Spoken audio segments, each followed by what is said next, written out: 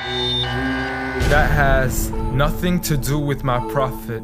Please just stop it. It doesn't make any sense. That's not the message he sent. That's not what he meant. That's not why he came. So you can claim as much as you want to, but I assure you the man I follow was not the same. See, I know a man who forbade the cutting down of a plant, who even spoke against those who had burnt an ant. So why is it that I simply can't understand how we claim to follow the same man? I mean, I know a man who forbade us from harming the innocent, saying he who does so would not only be prohibited from paradise, but he would not even smell its scent. So please tell me how what you're doing has anything to do with the message that he sent.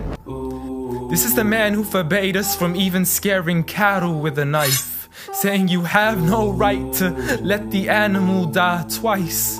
And when he was asked for advice, he'd reply, don't get angry, don't get angry, don't get angry, repeating it thrice.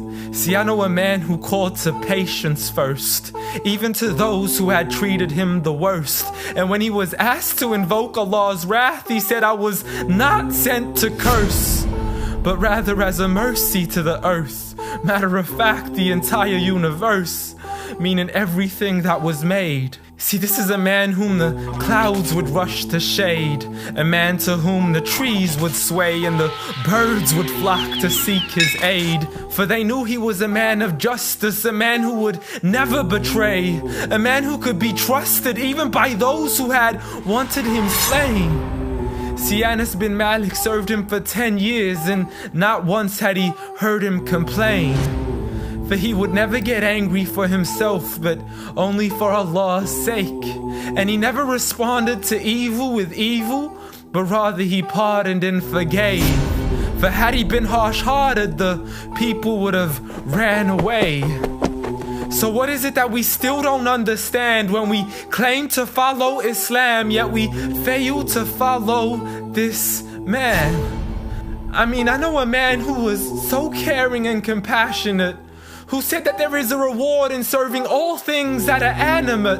In other words, everything that breathes, whether it be the animals, the trees, and every single human being. I mean, if Allah called him Rahmatan lil Alameen, how dare you call him anything else that contravenes? See, this is a man who said that the Muslim was he who is soft, simple, and lenient. A man who taught us himself to be cautious from falling into extremism. See, he was never given two choices except he chose that which was easiest. Not for himself, but for his people and their convenience. See, I know a man who advocated for the freedom of the slaves. A man who taught us that the Muslim is the one from whom the people are safe.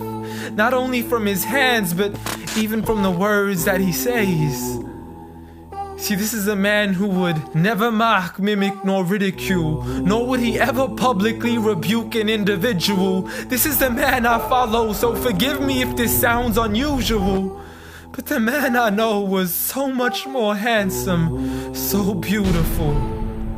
A man who taught kindness to the neighbors, who taught us to serve others without expecting back any favors, to spread peace to those we know and even to the strangers, to walk with humility and to simply ignore the haters. But nevertheless, I know a man who still taught us to stand up for the oppressed. From the men, women, and children who call out to us in distress. I know a man who taught us to fight for these people, but by no means does this mean we have the right to transgress. For those who oppress have nothing to do with his name. So you can say what you wish to say and continue to defame his name, but at the end of the day, I assure you, the man I follow was not the same. Muhammad sallallahu alayhi wa sallam.